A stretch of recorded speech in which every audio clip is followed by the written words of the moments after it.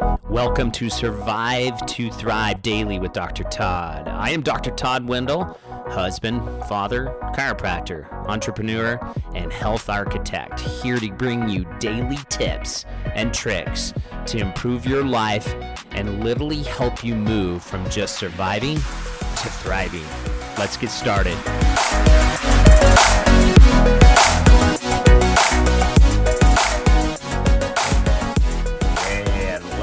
Back to this edition of Survive or Thrive. That's right, every day taking you through some tips and tricks to move you towards more of a thriving life. Wouldn't it be nice to have a thriving life instead of when you're just surviving and getting through? This is a podcast that we started to just do that, to move you towards these. So literally tips and tricks daily that if you implement, there's a lot of info that's going to be flying at each day at you, and some of it may stick, some of it may not, some of it may apply, some of it may not. But when you use these tips and tricks, literally start to gain a hold of life. And part of it is health, part of it is mental health, part of it is spirituality, part of it is physical and other aspects. That's right, we're going to be talking about it all, and it'll be fun. And today is no different. We're actually going to be talking about xenoestrogens. Xenoestrogens. That's right, it's kind of fun to say, xeno, and it's actually spelled with an X. If you type up xenoestrogens in the Google search criterion, you will actually get some feedback. And I suggest that you do it because I'm not going to cover where all these xenoestrogens can be. I'm going to give you some ideas, but let's fundamentally start with what is a xenoestrogen. A xenoestrogen is actually a phony estrogen. It's like a false estrogen, like a faux estrogen. And it can be found in our environment and in products that we use every day. You flash back maybe about 6-7 years ago, if you remember and recall that scare about plastic bottles, and everybody was like searching and trying to figure out the number that they had on the bottom of the bottle. They were like, oh my gosh, I got this BPA by bisphenol A, which was a chemical in plastics known to cause harm. Well, the concern was that if you were drinking out of this water bottle, or this water bottle was around your house, it was leaching a form of estrogen, basically, or BPA, that could cause all sorts of issues. Okay, cause all sorts of problems and things like that. So everybody scrambled around, and manufacturers scrambled around, and now is a BPA-free water bottle, or BPA-free everything. So we knew that they had some impact on the body and needed to be looked at. So xenoestrogens, though, are found in our environment still in so many different arenas. And the concern is most of the issues that we see in our office with men and women could respond to a detox of estrogen. We'll talk about that in a little bit. But when we're talking about estrogen-specific type of issues, we're finding more and more people are dominant in estrogen, even men. And think about this. There's been studies that actually are finding, I just read a study literally like 2 days ago, they were talking about how it's hard to find male fish.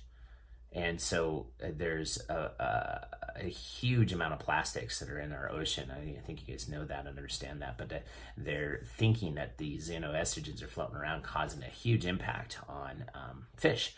And so there's been some mutations there that would go on. Obviously, if estrogen's dominant in an environment, you're going to see that environment actually change some things. And so in the marine aspect, you're seeing a huge impact. But what does that mean for you in your world? Okay, a couple things. If you're a female and estrogen dominant, we know a few things. Breast cancer is fed, they think, by estrogen. I have some issues with that, but estrogen dominant breast cancer is what they're talking about now. We also have estrogen dominance that can ruin a monthly cycle, literally just destroy it, because when you're estrogen dominant, estrogen basically causes a variety of things, but everything that's associated with PMS, if you will, is usually associated with estrogen. And so when we're estrogen dominant, everything is kind of accelerated. And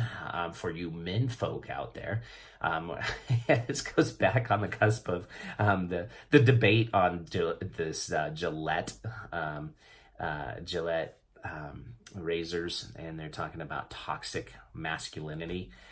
It's kind of a joke, and but anyways, we're seeing less and less masculine features in a lot of boys and men as they're growing up. No doubt, not up for debate, but no doubt there is a shift. Part of it is public acceptance, I guess, if you will, but there's a huge shift. If you look almost at the same that we're talking about with the fish, there's a huge shift of men being more like women, and men choosing some of those tendencies. But there is some physical problems that can come up with estrogen dominance in men.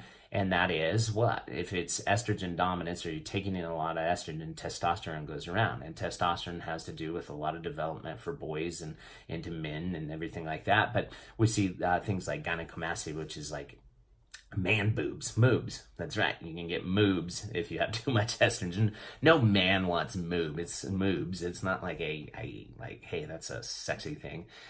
So there's some signs all over the place of that. And estrogen also has a huge impact on the brain. And there are some studies that suggest that feminization of men has to do with estrogen's effect on the brain. And so more estrogen turns the brain less like the typical male brain, which some of you may say that's good, and starts to have it more feminine, because it's the dominant female hormone compared to testosterone. So if estrogen is high in a male, testosterone is usually suppressed there. So there's some good news out of this, and I'm going to walk you through this stuff. But where do we get xenoestrogens on a daily basis?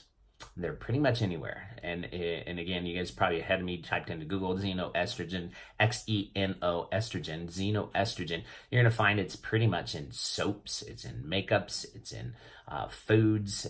It's just all over the place. You need to spend some time and look at that and see if you can reduce that in your world, because we don't need it. We want your own body manufacturing estrogen, if it's manufacturing estrogen, and not to take it in if it's manufacturing testosterone, so you can have a natural balance of your own hormones. It's not good to take hormones from an outside source. So the more that you can actually minimize these xenoestrogens, literally, the healthier the body is. So what we see with women, when we can limit these xenoestrogens, is a huge impact on the monthly cycle. Literally going from cramping and bloating and heavy bleeding, and the length of a menstrual cycle going from like just weeks, 7, 8, 9, 10 days, sometimes never even really stopping, to just your classic, the way it's supposed to be, every 28 days, 3 to maximum 5 days, and no cramping, no bloating, no mood swings, anything like that. And has to do with getting rid of some of those xenoestrogens. And we're going to talk about how to do that here in just a little bit. For men, we can see actually a huge increase in in performance if you're exercising, things like that. There was a case study of actually doing an estrogen detox on men as male enhancement as far as performance goes. So performance enhancement, I shouldn't say male enhancement, but testosterone would be a natural male enhancement. But anyways, those are concepts to implement and think about. So anyways, when we're reducing these estrogen exposure, and even more detoxing from the estrogens that you are exposed to, the body can have its more natural peak. The way hormones work, just an understanding of this, way hormones work, they work on a feedback mechanism. So the more that you have, the less your body will typically produce. So if you're taking hormones from an outside source, you can imagine what starts to happen.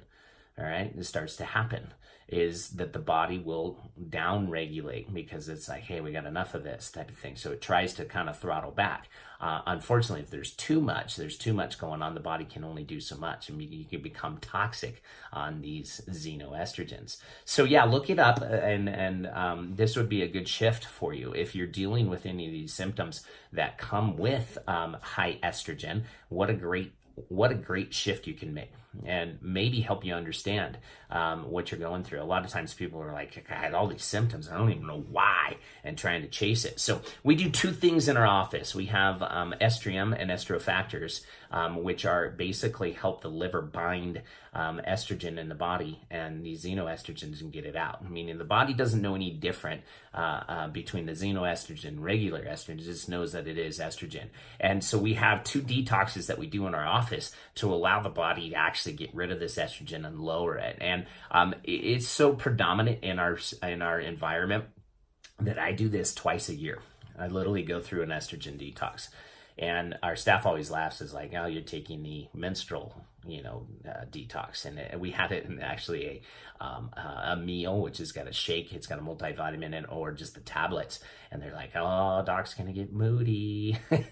And I always laugh at it because I'm like, no, this is for me and my performance, so I don't have moobs. I don't want moobs. And so it's, like I said, it's so predominant in our environment that it's something that you need to seriously consider and look at, and go from there. If you're a male, it's something that you just got to get rid of. We're taking them in plastics, we're taking them in even our hair care products. I don't have hair care products, sorry, but those of you that have wavy locks of hair, congratulations, but you're going to be putting shampoos and conditioners and things like that. But these body washes, you got to look at it and see if your care products, daily care products, have this, and then get rid of them. Make a shift, go to more organic, healthier, non-processed or non-estrogenic type of soaps and washes and things like that. Look at the lotions that you're putting on. Women, you also have to look at, if you're on birth control, that is a xenoestrogen. You got to consider if that's something that you want to keep putting in your body, or if there's alternative ways that you can look at that as well. All right, so the things that you put on, and so minimizing these things, and then come see us if you want to. I can talk you through an estrogen detox. We have two products. I don't care if you get them through me, get them through somewhere else. Estrium is the meal. Estrofactors is the tablet form. You can find it online. It's through a company, Metagenics, one of the best in the world as far as supplement manufacturing. But help your liver out today. If you're going through some of these symptoms and of high and dominant estrogen, and you can look those up as well, or talk to me, email me, I don't care, text me, you need to consider doing an estrogen detox, and you could see a huge shift, not only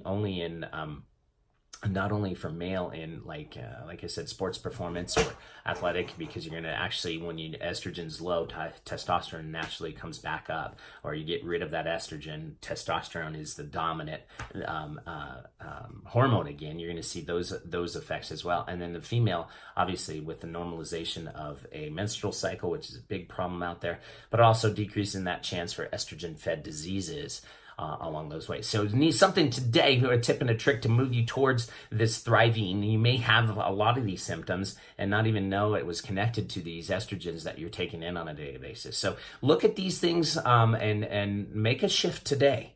Come get those products, order them online, and see what an estrogen detox, but minimize your environment. And for God's sakes, don't let your kids be exposed to these, especially little boys.